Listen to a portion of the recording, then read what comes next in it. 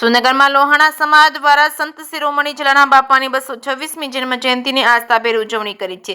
સંત શિરોમણી જલારામ બાપાએ જ્યાં ટુકડો ત્યાં હરી ઢોકળોના જીવન મંત્ર બનાવ્યો છે। તેમની જન્મ જયંતિ નિમિત્તે સુરનગરમાં લોહાણા મહાજન સમાજની વાડી ખાતે જલારામ બાપાની 226મી જન્મ જયંતિની લોહાણા સમાજના આગેવાનો દ્વારા ધામધૂમથી ઉજવણી કરવામાં આવી છે। આ પ્રસંગે લોહાણા સમાજમાં અનેરો થનગનાટ જોવા મળ્યો છે। રઘુવંશી સમાજમાં દિવાળી જેવો માહોલ છવાઈ જવા પામ્યો છે। સુરનગરમાં લોહાણા મહાજન સમાજની વાડી ખાતે જલારામ બાપાનો ભવ્ય અન્નકૂટ, મહાઆરતી તેમજ મહાપ્રસાદ સહિત વિવિધ ધાર્મિક કાર્યક્રમો યોજવામાં આવ્યા હતા। હજારો ભાવિ ભક્તોએ મહાપ્રસાદનો લાભ લીધો હતો। સમાજના લોકો જલારામ બાપાની ભક્તિના રંગે રંગાયા હતા। જલારામના નાદ સાથે સમગ્ર વાતાવરણ ગુંજી ઉઠ્યું હતું। જ્યારે સંત શિરોમણી જલારામ બાપાનો જન્મ 1799માં ગુજરાતના રાજકોટ જિલ્લામાં આવેલ વીરપુર ગામમાં થયો હતો। તેમના પિતાનું નામ પ્રધાન ઠક્કર હતું અને માતાનું નામ રાજબાઈ હતું। જલારામ બાપાના માતા ધાર્મિક મહિલા હતા, જેઓ સાધુ સંતોની સેવા કરતા હતા। સેવાથી ખુશ થઈને સંત રઘુવીર દાસે તેમને આશીર્વાદ આપ્યા હતા। તેના બીજા પુત્ર જલારામ ભગવાનની ભક્તિ અને સાધુ પ્રત્યે ભક્તિ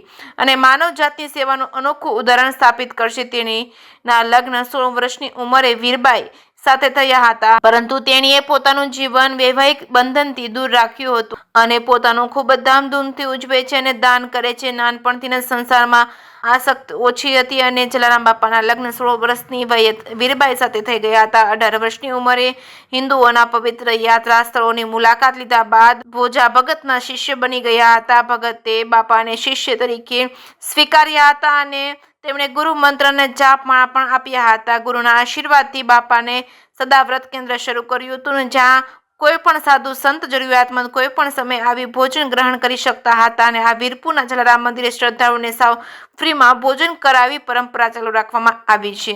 જે કે ગુજરાતી સાથે મહેશ ઉતરિયા, સુરેન્દ્રનગર। આજની પૂજ્ય જલારામ બાપાની 226મી આ જન્મ જયંતિ નિમિત્તે બાપાનો અઢળક પરચો છે અમને, અને આવો નવો ઉત્સવ અમે વર્ષોથી ઉજવીએ છીએ। જલારામ બાપાનું સવારમાં પાદુકા પૂજન રાખીએ છીએ, સાંજે બાપાનો ભંડારો હોય છે, અને આજે ભવ્ય અન્નકૂટ ભેરો તો બાપાનો અમે, અને આ 226મી બાપાની જન્મ જયંતિ છે અને વર્ષોથી અમે અહીંયા જલારામ બાપાની નાત કરીએ છીએ અને બધા જ્ઞાતિજનો, તમામ જ્ઞાતિજનો ના ભેગા થઈ પ્રસાદ લે છે।